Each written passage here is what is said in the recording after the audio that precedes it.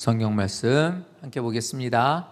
로마서 16장, 오늘은 16절로 함께 말씀을 보시도록 하겠습니다. 로마서 16장 16절.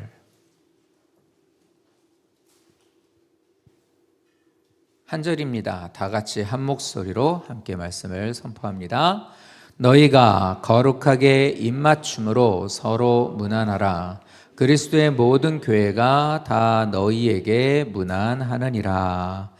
아멘. 오늘 함께 로마서 16장 16절에 있는 말씀으로 말씀을 나누려고 합니다. 로마서 이제 오늘이 마침의 말씀이 되겠네요. 한 장씩 안 빼놓고 하려고 노력을 했는데 내용이 이어지는 것을 묶어서 해서 그래도 저희가 한 12주 그러니까 한 3개월 넘게 로마서를 받고 오늘의 그 마침이 되는 말씀입니다. 이 로마서 16장에 있는 말씀은 로마서의 부록이라고 말할 수 있습니다. 부록 같은 부록, 그러니까 이렇게 첨가된 그렇게 로마서 전체적인 내용에 있어서 마무리하는 뭐 그런 의미로 보면 되겠지요. 그런데 그렇게 내용이 그냥 간단한 내용은 아니고 그냥 넘어가서 되는 내용도 아닙니다. 로마서 16장에는 모두 27명의 이름이 기록이 되어 있어요. 이 27명의 이름이 이렇게 기록되어 있는데 대표적인 사람들을 기록하고 그와 그의 아내 이렇게 되면서 그와 관련되어 있는 사람까지 함께 연결을 시켜보면 모두 35명이에요. 근데 이제 대표가 되는 사람들 이름은 전부 다 기록된 것은 27명입니다. 근데 이 27명의 사람들은요, 모두 다 바울이 복음을 전하는 교회들마다 지역마다 다니면서 복음을 전하게 됐을 때 그 복음을 듣고 하나님을 영접하고 믿음을 키워서 성장한 사람들이에요. 이 사람들을 모아서 로마에서 이제 교회를 이제 그곳에 또 복음을 전파되게 하기 위하여 이들이 먼저 그곳으로 넘어가게 된 사람들이 바로 지금 이 기록이 되어 있는 사람들입니다.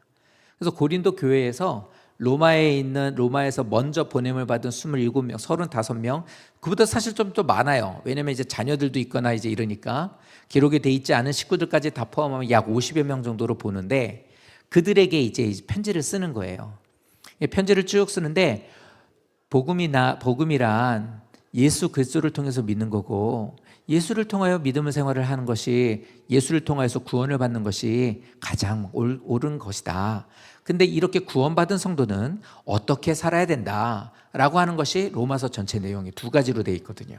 근데 다 쓰고 나서 이 사람들의 그 이름을 이제 기억하면서 쭉 쓰게 됩니다.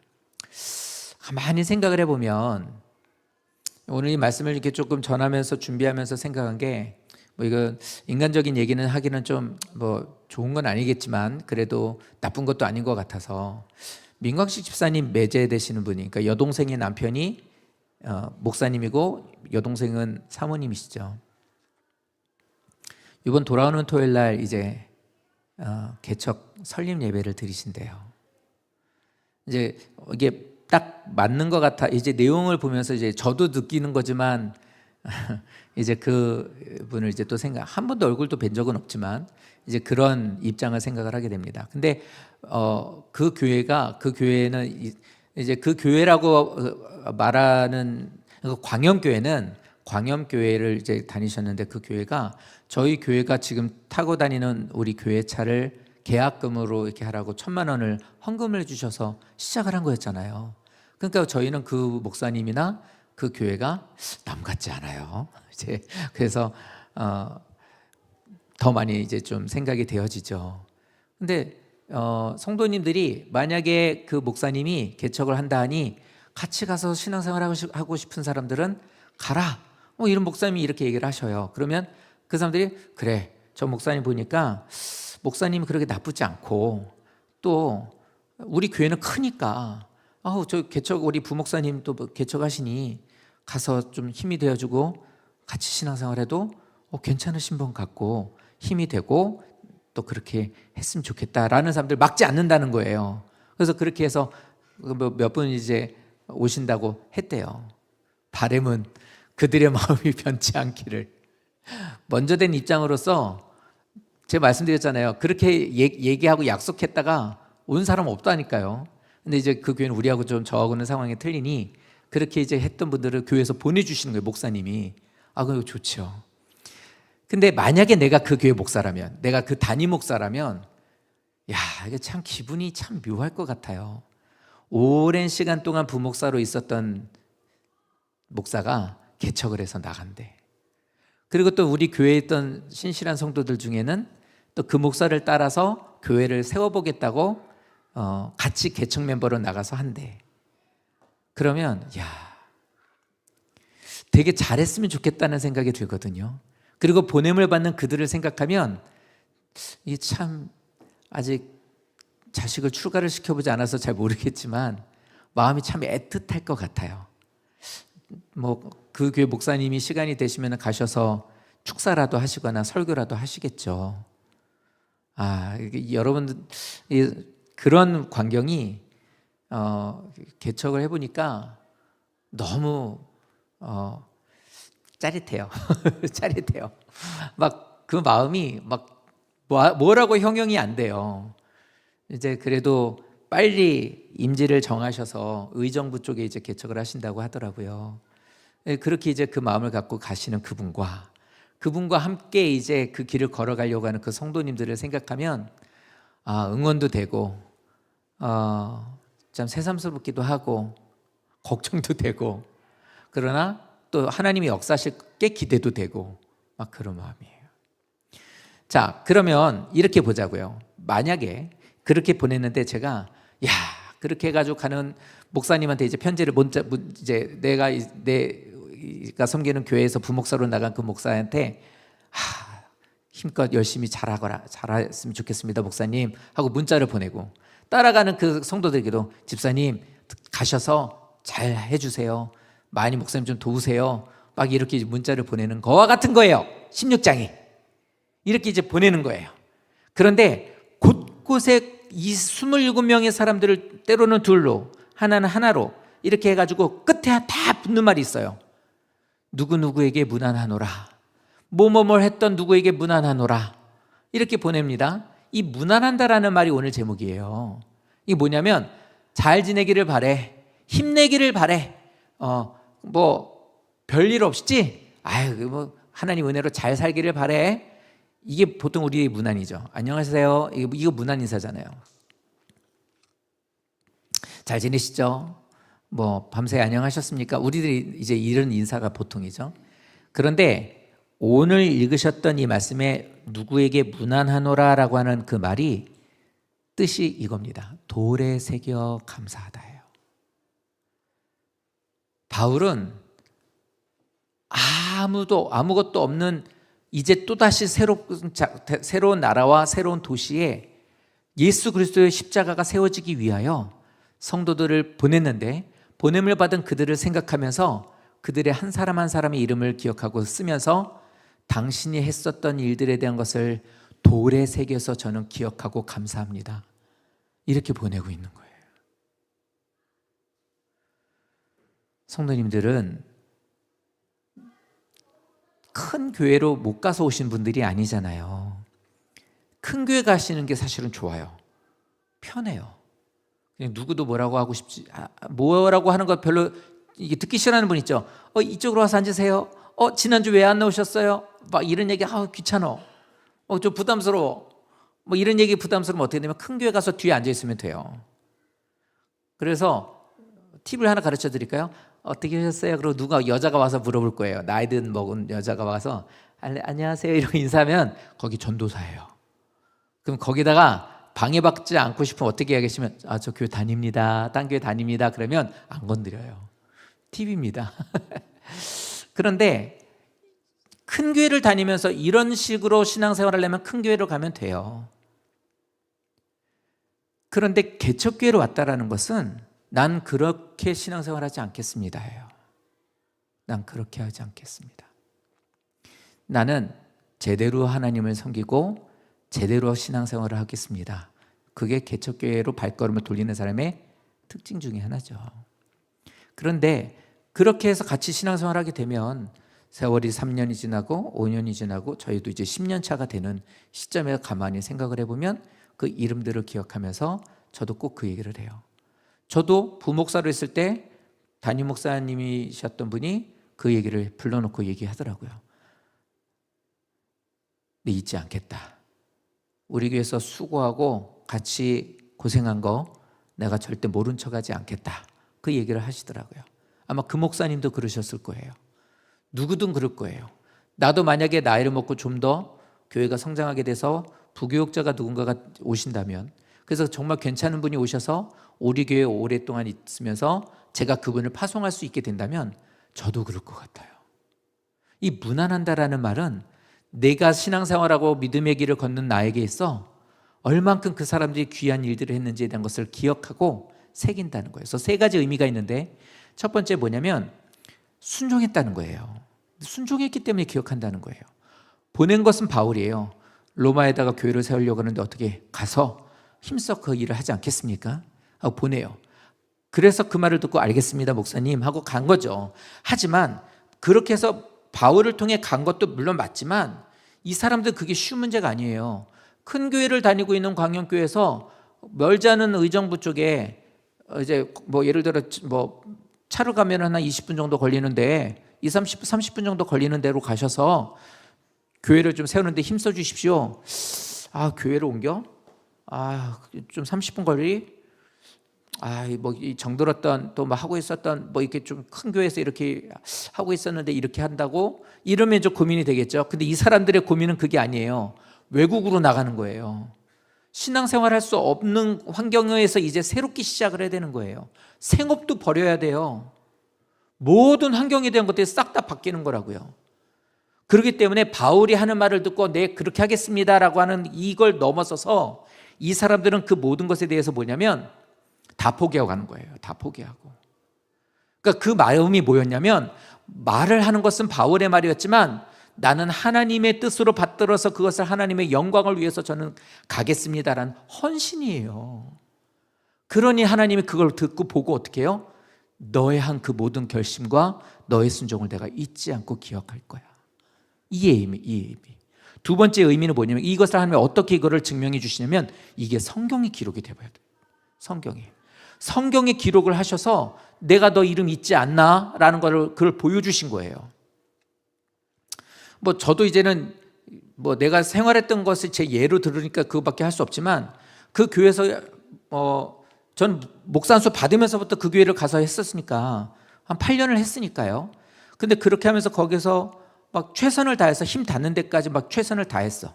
근데 교회를 건축하더니 건축을 하는데 거기에 한쪽 구덩이에다가 머릿돌 같은 거라는데 거기에다가 함께 동참했었던 사람들의 이름을 다 기록하더라고요. 그래서 거기에 제 이름이 있어요. 그 이름을 왜 기록하냐면 그거예요. 잊지 않겠다. 이만큼에 대한 은혜, 너희들이 헌신한 것에 대한 것을 잊지 않는다. 하나님도 잊지 않으신다예요. 그러니까 성경에 이 27명의 이름이 기록됐다라는 것은 하나님이 이것을 통하여서 내가 너의 이름을 내가 잊지 않겠다라는 것을 보여주시는 거였던 거예요. 우리도 마찬가지예요. 성경은 이미 다 요한계시록까지 쓰여졌지만 하나님은 우리들의 이름을 기억하신다고요. 마지막 세 번째로는 뭐냐면 하나님께서 너희의 모든 헌신을 잊지 않고 이 땅에서 우리가 팔복에 대해서 말씀을 나눴었던 특별 새벽기도 때도 나왔던 것처럼 예수 믿는데 핍박이 많습니다. 예수 믿으면서 핍박 없이 신앙생활 하려면 그건 거저먹자는 거고 잘못한 거예요. 예수 믿는데 아무 고통이 없어. 나는 문제도 없고 뭐 힘든 것도 없어. 이렇게 되는 거 그건 뭔가 좀 이상한 거예요. 그거 국산 아니고 좀 중국산이나 이상한 거예요. 뭐가 이상한 거예요. 근데 분명히 팔복의 말씀에 보면 뭐냐면 예수를 따르고 믿는 사람들에겐 반드시 핍박이 있고 어려움이 있대요. 근데 그것에 대한 것을 하나님 뭐라고 하냐면 위로하시죠. 너희들이 한 것에 대한 것은 반드시 하나님의 상급이 있을 거라고, 하나님의 위로하심이 있을 거라고. 그게 오늘 이 말씀에 돌에 새겨 감사하다고 하는 세 번째 말이에요. 그러니까 성도님들이 이 땅에서 개척교회를 다니시면서 개척교회 다니면서 없는 살림에 하나님 앞에 헌금한다고 이렇게 막 하시고 이렇게 하시죠. 교회나 사람은 갚아줄 수 있는 방법이 없어요. 그런데 하나님 나라에 이게 기록이 되고 하나님이 그걸 갚아주신다는 거예요. 그게 성경의 모든 시작부터 끝까지에 대한 약속이에요. 그래서 돌에 새겨 감사한다라는 말이 바로 그 의미를 갖고 있어요. 이 땅에서 너희들의 하나님을 향한 헌신이 고될지라도 하나님은 이 모든 것을 잊지 않으시고 너희에게 큰 상급으로 주실 것이라는 거. 이게 바로 오늘 제목이에요. 이 제목. 자, 27명의 사람들이라고 하지만 한 사람 한 사람이 각자가 갖고 있는 게 있고 나머지는 없다가 아니라 다 동일하게 갖고 있었던 건데요. 몇 가지만 볼게요. 이게 좀 더 세부적으로 보면 좀 많이 나오지만 거기서 대표적인 건 몇 가지만 할까요? 27명의 사람, 하나님이 기억하시는 사람, 절대로 잊지 않고 내가 너의 이름을 기억하며 내가 네가 한 것에 대한 것에 나는 그것에 대한 큰 상급으로 갚아주리라 라고 말씀하신 이 27명의 사람이 어떤 사람이었느냐? 첫 번째, 일꾼이었어요. 일꾼이에요. 이 사람들은 일꾼으로 간 거예요. 대접받으러 간 거 아니에요. 어떻게 교회 잘하는지, 어떻게 인테리어는 잘 됐는지, 어떻게 목사님 어떻게 좀 하는지 못하는지, 이게 아니라 일꾼으로 갔단 말이에요. 하나님이 기억하시는 믿음의 사람들과 성도들의 첫 번째는 일꾼입니다. 근데 저 일꾼이라고 하는 단어의 뜻은 집사예요. 저 말이 집사예요. 근데 여기 보시면 나오겠지만 우리 자매 베베라고 하죠. 자매인데 그러니까 저건 집사예요. 그러니까 집사라고 하는 말뜻이 뭐냐면 저 말뜻은 주방에서 허드렛 일 한다예요. 허드렛 일 한다. 여름 성경학교 한다 그러면 막 교사들은 뭐 회의한다고 애들 돌보고 막 하고 있는데 와가지고 그 그냥 더운 여름에 계속 닦아내면은 그냥 이놈들 들락날락 또 모래 묻혀 들어오면 또 그것을 내일 주일이니까 또 와가지고 또 계속 쓰고 왔다 갔다 하다 뭐 저도 이제 뭐 정신없이 왔다 갔다 하다 보면 그냥 얼굴에 그냥 온통 몸에 그냥 땀 투성인데 집사님들 그거 하고 있는 거예요. 되게 죄송하죠. 그냥 애들한테 막 다고 여기 닦아냈는데 저를 돌아가 이렇게 얘기해도 들리나요? 막 애들이 지금 막 들떠가지고 막 그냥 다니는 거죠. 그러면 어떻게 그냥 웃으면서 또 닦아요. 아유 죄송해라. 끝나고 나면 식사를 좀 같이 하시고 가시라고 얘기해야지. 가봤더니 가셨네. 그냥 가버리신 거예요. 할 일 다 끝났으니까. 이게 집사예요. 집사란 교인들이 뭔가를 하는데 성도들이 뭘 하는데 예배를 드리는데 저들이 교회에서 생활하는데 부족함이 없도록 문제되지 않도록 그 모든 것들을 발빠르게 다 돌아다니면서 해주는 게 집사예요. 그게 일꾼이에요. 그런데 일꾼으로 이렇게 보여주는 이 말은 그거예요. 마치 자기의 가정을 돌보는 것처럼 마치 자신의 일을 하는 것처럼 하나님의 일을 감당하는 게 집사고 그 모습이 집사의 모습, 즉 일꾼의 모습인 거죠. 이 27명의 사람들, 이 50여 명의 성도들은 저 마음을 갖고서 개척을 했던 거예요. 그곳에 가서 역사했던 거예요. 일을 했던 거죠.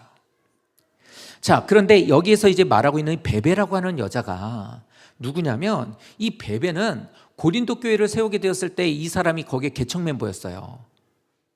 그러니까 개척 멤버로서 그 교회를 딱 가가지고 바울의 말씀을 이제 설교를 들으면서 거기서 같이 기도하고 복음을 전했던 사람이 베베였어요. 근데 얼마나 그 사람이 충성되게 일을 했는지 모든 일들에서 최선을 다하고 기도하고 복음을 전하며 함께 그 말씀을 따라가는 일들이 얼마나 열심히 했는지 그 모습을 보고 갱그리아 교회를 개척하며 그 교회로 보내게 됩니다. 갱그리아 교회로 보내요. 그래서 소개를 어떻게 합니까? 로마에 있는 교회 성도들한테 갱그리아 교회에 있는 베베 집사를 내가 너희에게 보낸다. 이게 왜 넘어가죠?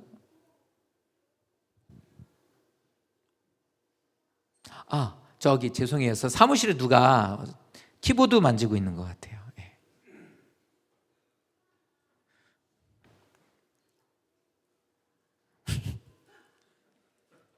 자, 다 같이 자리에서 일어나셔서 찬송가 213장.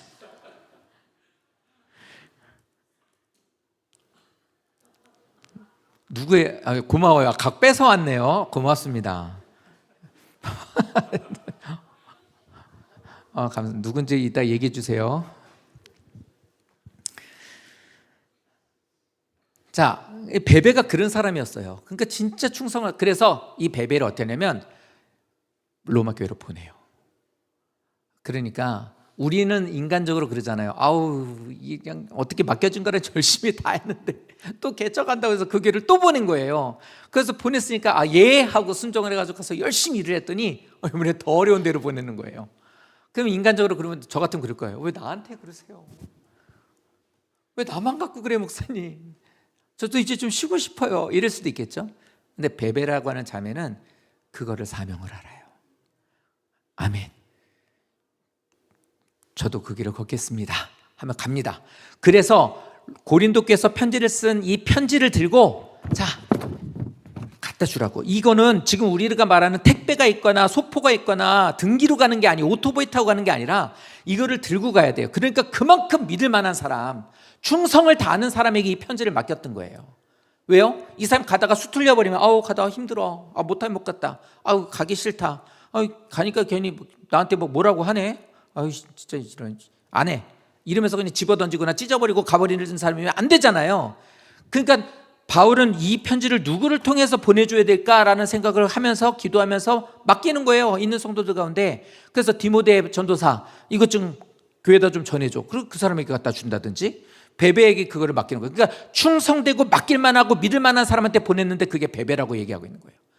그래서 저 말은 베베를 너에게 추천한다라고 말하고 있죠. 베베에게 그 사람을 추천한다라는 말은 뭐냐면 바울이 그곳에 갈 때까지 너는 로마 교회에 있는 성도들과 함께 내가 갈 때까지 거기서 신앙생활을 해라. 교회를 세워가면서 험지로 보내는 거예요. 근데 베베가 가요. 그래서 그것에 대해서 문안하는 거예요. 진짜 일꾼이야 너는. 이런 성도가 있어야 돼요. 근데 이 말씀을 2절에 보면은 성도들이 합당한 예절로 성도들이 그 사람에게 예의 있게 영접하고 그를 도와줘라. 왜냐하면 그 사람이 교회에 있는 많은 성도들과 나의 보호자 역할을 했기 때문이야 라고 말하고 있어요. 그러니까 베베는 보호자 역할에 무슨 소리냐면 복음을 전하고 하나님의 교회를 세워나가는 바울이었지만 이 사람은 몸이 건강하지가 않아요. 그러니까 건강이 늘 신경 쓰여요. 이 사람은 직업을 갖고 있기는 하고 자기가 일할 수 있는 기술이 있지만 복음을 전하고 사람들을 가르치며 말씀을 전하는 일들을 하다 보니까 사실 어려워요. 그러니까 먹고 사는 문제가 어려운 거예요. 그러니까 베베라고 하는 사람은 보호자와 같이 생활적으로 법적으로 환경적으로 모든 것에 대해서 이 베베는 바울 목사를 그에 대해서 계속해서 보호자 같이 한 겁니다. 그럼 바울은 어떻게 했을까요? 반대였어요. 영적인 보호자와 같이 성도들을 베베를 잘 이끌어줬던 거예요. 나는 당신의 영적인 보호자예요. 제가 잘 이끌어가도록 저도 할게요. 하고 서로 간에 이것들이 되었던 거예요. 그러니까 이 관계가 어떤 관계인지 우리 알만하죠. 이 말씀 가운데서 그겁니다. 결국엔 항상 곁에서 함께 하나님이 주신 사명을 감당해 나가는 게 일꾼이라는 거예요. 이게 바로 하나님이 기억하시는 이름이라고 말하는 겁니다. 두 번째는 동역자예요. 동역자가 있어야 되고 동역자를 하나님은 기억하세요. 3절 말씀에 보면은 너희는 그리스도 예수 안에 있는 나의 동역자들인 브리스가와 아굴라에게 감사하라. 하나님은 그 이름을 기억하시고 그 이름을 새기셨다. 이 얘기를 하고 있어요. 그러니까 대표적인 이름으로 브리스가와 아굴라를 말합니다. 근데 여기서 표현하는 게 뭐냐면 동역자라고 말하고 있습니다. 동역자라고 하는 말이 무슨 뜻이냐면 함께 일하는 사람이에요. 동료와 동역자의 차이. 동료는 같은 장소에서 있는 사람, 같은 사무실에서 있는 사람, 일을 하지만 같이 있는 사람을 동료라고 불러요. 동역자는 같은 장소에서 같은 목적을 가지고 나가는 사람. 교회를 볼까요? 교회를 같이 앉아있는 사람은 동료예요. 하지만 교회를 다니지만 예수 그리스도를 같은 예수를 섬기고 같은 신앙을 가지고 같은 목적을 가지고 진리를 향해 나가는 사람이면 동역자예요. 색깔은 틀릴 수 있어요. 엇박으로 나갈 수도 있고 조금 덜 나갈 수도 있고 그렇단 말이에요. 하지만 같은 진리를 가지고 같은 신앙으로 같은 예수를 섬기고 나가면 동역자예요. 목표가 같은 거예요. 바울에게 있어서 여기에서 말하고 있는 브리스가라고 하는 여인과 아굴라라고 하는 이 남자, 유대인 아굴라 남자와 브리스가라고 하는 로마인 여자의 이 두 부부가 자신에게 어떤 존재인지 여기에서 그것을 얘기해 주고 있어요. 나의 가장 대표예요, 대표.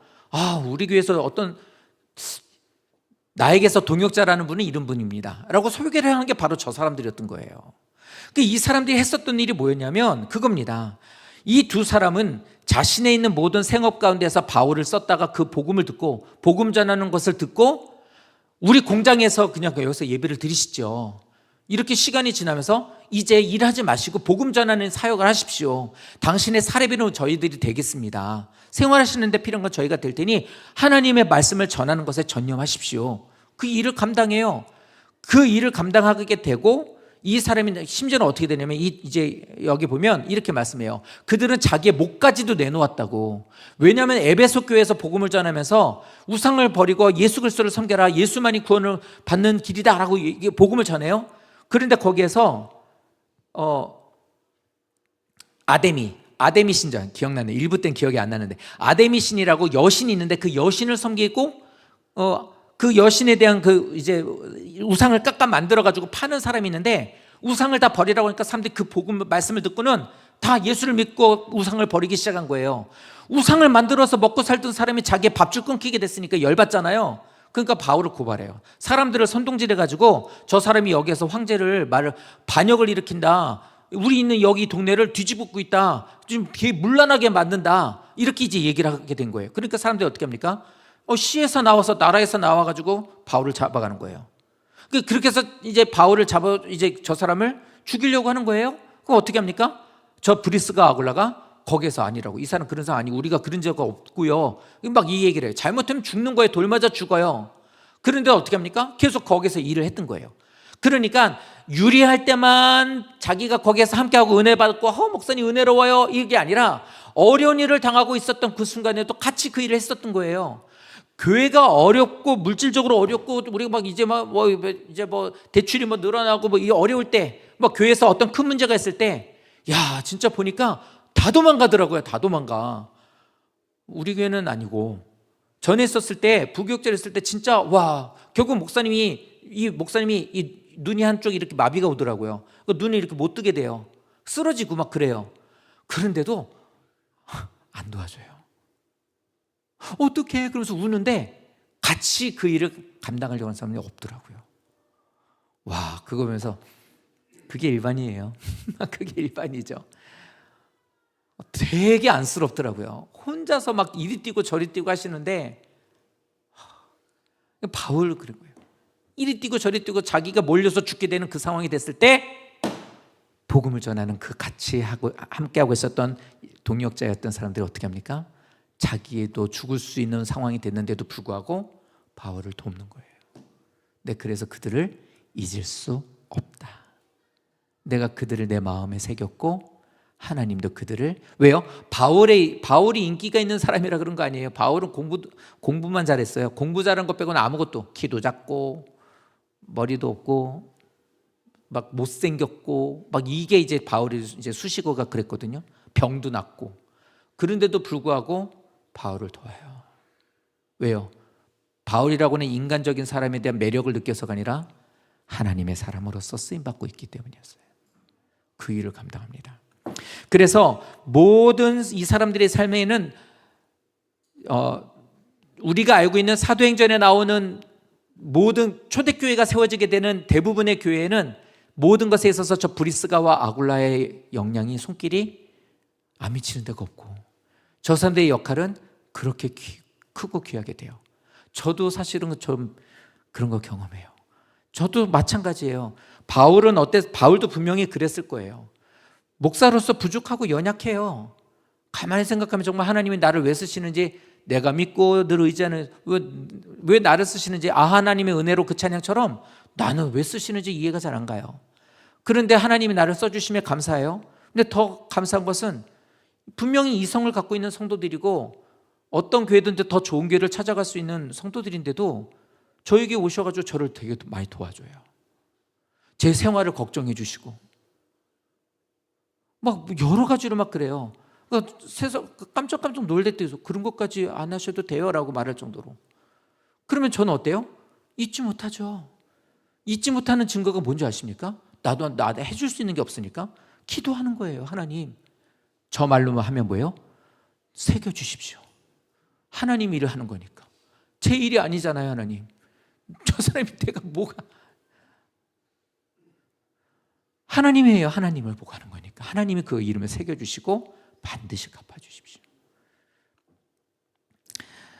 그 일을 감당했던 거예요. 그러니까 성도님들 교회 생활하는데 동역자가 되셔야 돼요. 절대 손님 같으면 안 돼요. 손님 같으면 정말 뒷짐지고 오면서 됐나 안 됐나 그냥 맨날 교회만 와가지고 주일만 와가지고 순시하고 가시거나 다 차려놓은 밥상에 앉아가지고 먹는 것만 하는 것처럼 그렇게 있는 사람이 되면 일꾼도 아니고 동역자도 아니에요.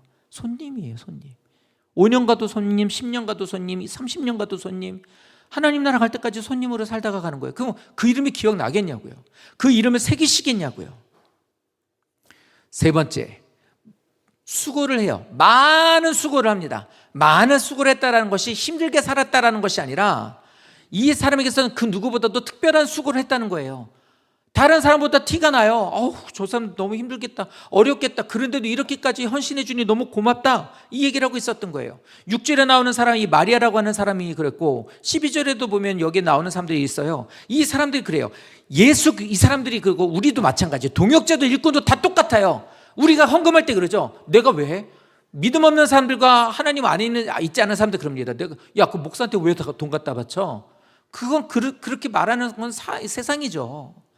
누가 그 얘기를 해요? 누가 어떻게 그렇게 합니까? 어떻게 목사가 함부로 하나님의 돈에 손을 대냐고요.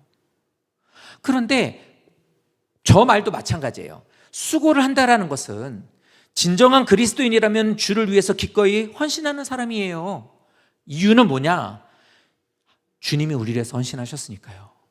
우리의 발을 닦으면서 내가 너희의 발을 씻기처럼 너희도 발을 씻겼으면 좋겠어. 서로 내가 너희를 위해서 몸을 찢기고 피를 흘리는 것처럼 이렇게 내가 너희를 사랑한 것처럼 너희도 서로 사랑했으면 좋겠어. 우리에게 말씀하시는 그거예요. 그러니까 믿음이 있고 예수를 믿는 사람들은 무슨 생각이 있냐면, 야, 주님도 나를 위해서 이렇게 헌신하셨는데 나도 주님을 따라 헌신하는 게 맞지 않아? 주님이 자기는 아무것도 안 하고 자기를 부인하고 자기 십자가를 지고 가라고 말하고 자기 맨날 도망만 다니고 궁궐에 앉아가지고 맨날 거기 앉아가지고 체리 같은 거나 먹고 맨날 그렇게 그냥 누워가지고 있었다면 아마 예수님을 따르는 사람은 없었을 거예요. 근데 예수님은 당신도 자기를 부인하면서 낙의 새끼를 타고 병자들과 죄인들과 없는 사람들과 어울리면서 그 사람들에게 복음을 가르치고 어디를 가든지 하나님 뜻을 이루려고 하고 그러면서 발을 씻기며 그 사람들을 섬기는 모습을 보여주고 났더니 이 사람들도 주를 닮아가는 사람이 되는, 그게 제자거든요. 그러니까 저기 말하는 저 수고라는 것은 주께서도 나를 위해서 수고하셨잖아. 자기 생명을 내놓기까지. 그럼 나도 주님을 따라가는 제자로서 이렇게 사는 게 맞지 않아? 가 되는 거예요. 누가 쉬고 싶지 않고 누가 자기가 누리고 싶지 않겠습니까? 근데 예수를 생각하면서 내게 행하신 이 모든 일들을 생각하면서 자기도 그 일을 하는 거예요. 그런데 그 사람들보다 더 특출나게 많이 한 사람들을 보고 바울이 말하는 거예요. 누구보다도 더 많이 그 마음을 가지고 주님을 향해 헌신한 저 사람들을 나는 기억한다. 난 저 사람들 잊지 못한다. 하나님도 저 사람들을 하나님께서 결산하실 거라 믿는다. 이거는 그러니까 바울 입장에서 봤을 때만 그런 게 아니라 이건 주님도 마찬가지예요. 달란트들을 다 똑같이 나눠주고 나중에 그걸 가지고 어떻게 합니까? 많이 남겼네, 잘했네, 수고했네. 너는 왜 안 했니? 주님도 우리들에게 모든 삶을 산 것에 대한 것을 가지고 평가하시고 그것을 가지고 나중에 결산하신대요. 그것으로 그 결산이 우리말로 하면 성경에 나오는 말로 심판이잖아요. 그러니까 예수를 믿고 주님 앞에 헌신한 그 모습을 갖고 결국엔 하나님이 우리를 평가하신다는 거예요. 그러니까 손님으로 사는 삶을 살고 신앙생활을 했다면 결국 그것에 대한 것의 평가는 그 사람 몫이 되는 거예요. 그래서 사람의 어떤 것으로 그거를 저울질할 수 없어요. 그러니까 성도님들이 편안하게 신앙생활 하시는 것을 목적으로 하고 있다면 몇 가지를 생각해 보셔야 돼요. 나는 진짜 예수에 대한 그 헌신, 나를 향하신 헌신을 믿고 있는가? 나는 그거를 따라가는 제자가 맞는가 아닌가? 나는 이렇게 살다가 죽는 것으로 끝난다고 생각하는가? 아니면 이것으로 반드시 내게 심판이 있다는 것을 믿는가? 이것에 대한 것을 곰곰이 생각해 보셔야 될 거예요. 적어도 저 27명, 35명의 사람들은 그거를 알았어요.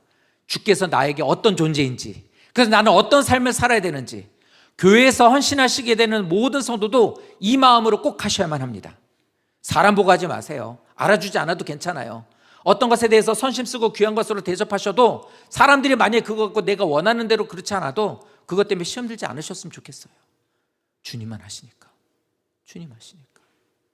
그래서 성도님들 이렇게 화분 같은 거 하시고 막 떡도 이렇게 하시고 이렇게 하는 거 그때그때 말씀 잘 안 드리잖아요. 별것 아니니까 말을 안 하는 게 아니라 주님께 새겨지는 이름이니까 주께서 갚아주시기를 바라는 마음으로 그걸 기억하십시오. 큰 거 할수록 말 안 합니다. 작은 거 할수록은 말해요. 교회 학교에 어떤 애가 왔어요. 걔가 암송을 6살이니까 암송 못하니까 엄마가 읽어줘요. 근데 한 번 했어요. 온지 한 달 좀 넘었는데 딱 한 번 했어요, 암송을. 그거 가지고 난리 났어요. 너 암송도 하더라. 어떻게 그렇게 잘하니? 이쁘다. 뭐 이래요. 근데 매주 암송하는 애한테 별말 안 해요. 똑같아요. 주님 앞에 늘 헌신하고 하나님 앞에 귀한 것으로 드릴 수 있는 신앙 있는 사람들은요, 말 안 해도 하나님 아시고 갚아요. 하지만 믿음이 연약한 사람이나 이제 새롭게 주님께로 나가는 사람들한테는 우리들은 그것에 대한 걸 칭찬해 주죠. 근데 저 사람들은 하나님을 향해 그렇게 했던 사람이에요. 특출나게 더 많이 사랑하고. 성도님들, 주님을 보시고 많이 행하십시오. 주께 받은 은혜만큼 하십시오. 그게 옳습니다. 자, 그 다음 그들은 목사를 존중해 줬어요. 목사를 존중해 줬다라는 말은 여기 있는 이 말로 보시면 될 거예요. 여기에 있는 안도르니코라는 사람과 유니아라는 사람은 친척이래요.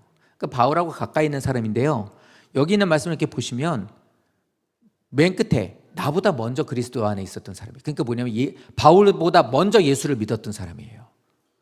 바울보다 먼저 예수를 믿었던 사람이었는데도 불구하고 바울이 나중에는 어떻게 돼요? 사도가 되고 목사가 된 거죠. 내가 예수를 먼저 믿었는데, 내가 이 교회 먼저 왔는데, 내가 먼저 직분을 받았는데 이제 이렇게 된 거예요. 그런데 이들이 어떻게 합니까? 사도로서 존중해 준 거예요. 같이 신앙생활하던 사람이 어느 날 갑자기 전도사가 됐어. 그러니까 이름 불러요. 그러니까 막 그러죠. 야, 재환아 이랬다가 전사님 이렇게 뭐 괜찮아요 이러고 막 넘어가죠. 근데 이제 시간이 지나면서 그런 사람도 생기는 거예요. 저기 무슨 전도사라고. 저 얼마 전까지 나도 그랬었는데. 예를 들어 얘기할게요. 저 얼마 전까지 나도 술 먹었는데 쟤 나오고 뭐 엉망인데 쟤 예를 들어 이런 식으로. 그런데 무슨 전도사라고, 저게 뭐라고 이렇게 이제 하는 것처럼. 근데 어떻게 합니까? 하나님께서 세우신 직분을 받고 믿음 안의 선자로서 보게 되니 내가 먼저 예수를 믿고 내가 먼저 교회를 오고 내가 먼저 앞선자라고 생각을 했는데도 불구하고 하나님께서 그 사람들을 써주시고 직분을 주시고 권위를 주시니까 존중해 줬다는 거예요. 그러면 거기에서 어떻게 합니까? 인정해 주는 거죠. 아주 대표적인 얘기가 누구냐면 여호수아와 갈렙이었어요. 두 사람이 들어갔어요. 두 사람만 가나안 땅 들어갔잖아요. 근데 하나님 어떻게 합니까? 여호수아를 딱 세워요. 갈렙 어떻게 하죠? 복종해요. 존중해 주는 거예요. 믿음 안에 존중이라는 것이 이런 거예요. 반대의 한번 경우를 볼까요? 8절과 10절 말씀에 보면 바울이 이렇게 얘기해요. 내 사랑하는 암블리아에게 문안하라. 저 암블리아라는 사람 노예예요, 노예. 바울은 노예인데도 불구하고 그 사람을 앞에 수식을 하나를 더 붙여요. 이 사람들한테는. 아유, 너무 사랑스러워. 천하게 사람들이 인정해 주지 않고 어떻게 보면은 저렇게 죄 있는 사람도 교회 다녀? 아유, 저 사람 가까이 가지 마. 이런 말을 들을 수 있는 모습이었어도 오히려 바울은 그런 거예요. 오, 하나님의 사랑받은 자라고 오히려 더 인정해주고 세워주고. 저 뒤에 나오는 말 10절에 나오는 아리스토블로라고 하는 권속이라는 저 말은 노예들이에요. 노예로 있었던 사람들 중에서 예수를 영접한 사람들을 말하고 있는 거예요. 그러니까 저 집안에 있는 저 사람에게 속해 있었다가 예수를 믿었었던, 노예로 있었다가 예수를 영접하여서 하나님을 예수님을 영접한 저 사람들을, 그 사람들 무난한다. 얼마나 귀한 사람들인지 이 얘기를 하는 거예요. 그러니까 뭐예요? 바울도 성도들을 존중해 줬고 성도도 바울을 존중해 줄 거예요. 그의 과거를 알고 있는 사람도 예수를 믿고 회심한 바울을 보고 존중해 주고, 그가 선포하는 그 말씀을 하나님 말씀으로 듣고 선포하고 그것을 존중해 주고. 교회는 존중이 필요해요. 누군가가 무엇을 했을 때는 잘하셨다고도 인정해 주고, 작은 것이라도 그것에 대한 것을 난 이런 거 난 별로 안 좋아해 이게 아니라 그냥 존중해 주는 거예요. 이런 것에 대한 것을 기뻐해 줘야 돼요. 칭찬도 해 주셔야 되고. 하나만 더 볼게요. 마지막입니다. 중보자였어요. 기도하는 사람들입니다. 하나님은 기도하는 사람들 기억해요. 주 안에서 택하심을 입은 루포라고 하는 사람, 루포 나오죠? 루포하고 그 어머니가 나와요. 이 사람들이 누구냐면 예수님이 십자가 지고 갈 때 휘청거리면서 거기서 기력이 없어 못 지고 갈 때 로마 군인이 일로 와서 여기 들어, 일로 와, 너 나와 이래가지고 불러가지고 나와가지고 예수님이 지고 있었던 십자가를 대신 지고 갔던 그 사람, 구레네 사람 시몬의 아들이에요. 그러니까 이 사람은 예수님의 십자가를 지고 같이 골고다 언덕까지 가게 돼요. 어떻게 해요? 그 군인이 그거 시키니까 가야죠. 그런데 그 갔다가 예수님이 죽는 모습, 거기에서 예수님께서 운명하시는 것까지 그 모습을 보고서 이제 그 현장에 있었던 거죠. 본의 아니게 그걸 보고 예수님이 부활하시는 것도 경험하게 돼요. 그리고 나서 이 사람이 어디로 가냐면 안디옥에 있는 교회로 가서 등록을 해요. 나 예수 믿고 나도 예수 영접하겠다고. 그래서 네 식구, 아들 둘과 두 부부가 그 교회로 가요. 안디옥 교회로. 거기서 신앙생활을 해요. 그러다가 루포가 거기에 담임 목사가 돼요. 신학을 하고. 그리고 그 아들인 알렉산더도 목사가 돼요. 그러니까 두 아들을 다 목사로 키우게 됩니다. 그리고는 어떻게 해요? 같이 이제 그 교회를 다니는 거예요. 그런데 같이 있었을 때 그 보니까 거기에 바울이 있는 거예요. 근데 바울을 보니까 아까 말했잖아요. 키도 작고 몸도 약하고 복음을 전하는데 힘 있고 능력은 있는데 왠지 사람이 되게 힘들어. 그런데 그 모습을 보고 어떻게 합니까? 늘 나에게 말씀을 전해주는 목사입니까? 계속해서 바울을 위해서 기도해 줬던 거예요. 나 같은 노인네가 뭘 할 수 있겠어요? 나는 할 수 있는 게 없어요. 이게 아니라 내가 할 수 있는 것은 기도밖에 없습니다라고 기도를 해줬더니 바울이 그 얘기를 하는 거예요. 어머님, 루포 어머님이잖아요. 어머님, 우리 표현으로 하면 권사님, 집사님 이렇게 하겠죠.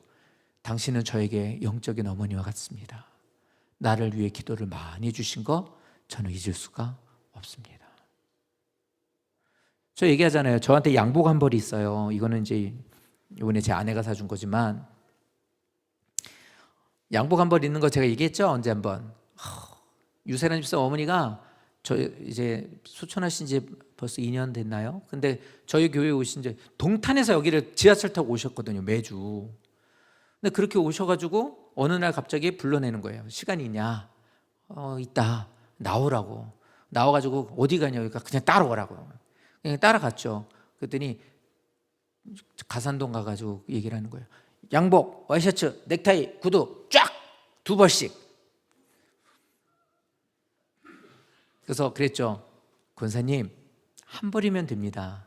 그리고 다 그냥 이거면 됩니다. 어떻게 하다 그냥 결국 그렇게 했어요. 그랬다가 이제 양복 한 벌 사주시고 구두를 사주셨죠. 그러고 나서 얼마 안 계시다 소천하셨거든요. 근데 그러면서도 그 얘기를 했어요. 그 얘기를 아직도 이제 거기만 가면 이제 그 생각이 나요. 거기만 가면. 그러니까 그 얘기를 해요. 얼마나 힘들어요. 반말 반, 존댓말 반. 아휴, 개척한다는 게 나도 개척교회 섬겨봐서 알아요. 얼마나 힘든지. 그러면서 그 가끔 저한테 그런 거예요. 집사님은 유세란 집사님 오늘 식사당 보니까 안 계신데 세란이한테 말하지 마. 그리고 용돈도 주시고 그랬어요. 제가 말 안 했잖아요. 말하면 못 받을까 봐. 네, 안 말할게요. 그러니까 당신이 딸들한테 용돈 받으시면 그러는 거예요. 이거 사모님 줘, 사모님. 사모님하고 뭐라도 먹으라고. 기운 잃지 않게 먹으라고. 이게 뭐 구질구질한 거 입지 않고 좋은 거 사 입으라고. 한 해 우리 교회 다니시다가 소천하셨어요. 나중에 그렇게 기도했어요. 하나님, 이런 분을 이렇게 빨리 데려가시면 어떡해요? 하나님, 그래서 막 그랬어요. 그래서 장례를 치르게 됐을 때 너무 마음이 아프더라고요. 하나님한테 좀 앙탈 부렸습니다. 저한테 너무 좋은 분인데, 저를 위해서 이렇게 기도 많이 해주시는 분인데, 내 고생을 알아주는 분인데 좀만 더 두시지, 저하고 함께 있도록 해주시지. 그 권사님 앞에서 막 울기도 했거든요. 막 얼마나 힘들어 막 이러면 막 그냥 눈물이 나는 거예요. 그래서 막 감사해요 권사님 이러면 막 이게 뭐 제대로 식사도 한번 대접도 못했는데 그랬죠. 그래서 알아요. 교회 안에 기도하시는 분들이 계시는 게 얼마나 감사한지. 그래서 나는 몸도 아프고 나는 돈도 없고 그런 말 절대 하지 마세요. 기도만 많이 해주시면 저런 거예요. 사랑하는 성도 여러분, 로마서를 마치면서 그리고 한 해의 11월, 이제 우리는 회기년도가 이번 달이거든요. 한 해를 마치면서 성도님들께 꼭 부탁드릴게요. 교회라는 곳이 이런 사람들이 있는 게 교회입니다. 하나님 앞에 일꾼으로서 주님이 주신 말씀을 붙잡고 함께 한 목표를 향해서 함께 땀을 닦으면서 고되지만 창고 정리 한번 하는데 진짜 힘들더라고요. 저 죄송해요. 많이도 못 도와드려서. 근데 막 그냥 덥고 막 힘들고 막 땀나고 먼지 다 뒤집어 쓰고 고생하셨습니다. 밥이라도 먹으러 갑시다. 그래가지고 가서 밥 먹고 그냥 얼마 되지도 않는 거 먹으면서 같이 웃고 잘 먹었습니다. 그리고 또 오고 막 이러면서 주위의 일들 감당하고 이렇게 하는 동역자. 서로 간에 뭐가 있으면 존중해주고 함께 기도해주고 믿음 안에서 주님께서 맡겨주신 사명 감당하고 이 일들 때문에 결국엔 300년이 채 못 돼서 로마에는 기독교가 국교가 돼요. 결국에는 이들 때문에 이들이 흘렸던 땀과 피와 이들의 생명으로 인해서 거기에는 수많은 사람들이 구원받게 돼요. 근데 이 사람들의 이름을 그래서 주님께서 돌에다가 그 이름을 새겨서 기억할게. 내가 절대 잊지 않을 거야 라고 바울도 그 얘기를 했고 하나님도 그 얘기를 해요. 비할 때가 안 되지만 저도 그게 기억이 나고 그게 너무 감사해요. 그래서 아주 문득문득 생각납니다. 정말 고맙다. 진짜 이 집사님 너무 고맙다. 그래도 이렇게까지 너무 고맙다. 이렇게까지 나에게 신경 쓰시니 너무 고맙다. 하나님 갚을 길이 없습니다. 그래서 가끔 식사 대접해 주실 때 전 그렇게 기도해요. 하나님 저는 받아서 먹는 것밖에 못하지만 하나님이 대신 갚아주십시오. 저분도 그걸 위해서 대접하는 겁니다. 이렇게 하는 거거든요.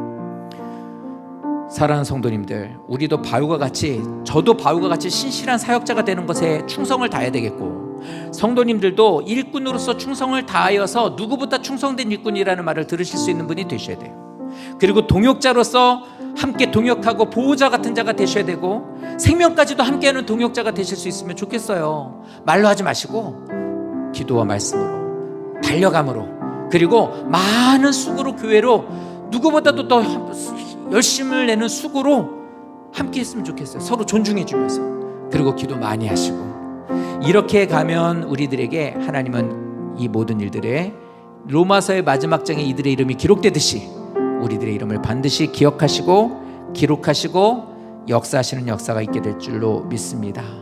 주님께 기억되는 이름, 주님께 칭찬받는 이름 반드시 하나님께서 상급을 주시겠노라고 언약하시고 그 언약을 주님의 나라에 갔을 때 모든 하나님의 백성들이 보는 가운데 그 약속을 거기에서 이루어 주시는 내일 우리도 하나님 이름을 영광 돌리지만 하나님도 우리들의 이름을 영광으로 높여 주시는 거잖아요.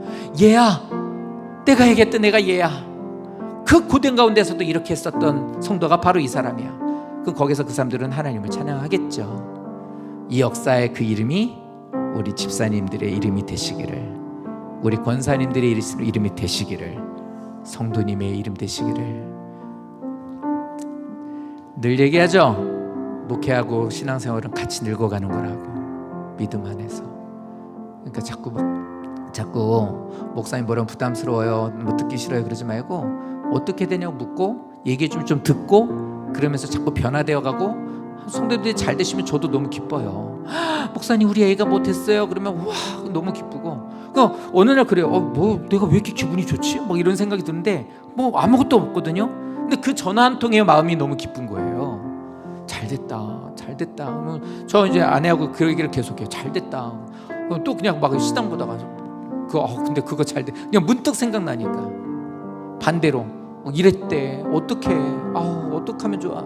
그럼 또 오늘 밤 기도하러 가자. 기도하자. 우리 그분 위해서 기도하자. 이렇게도 되는 거예요. 이게 신앙생활이고 교회입니다. 우리 교회가 로마서 16장의 16절까지 나오는 이분들의 이 모습처럼 이런 모습으로 가득한 교회가 되었으면 좋겠습니다. 그러기를 예수님 이름으로 축복합니다.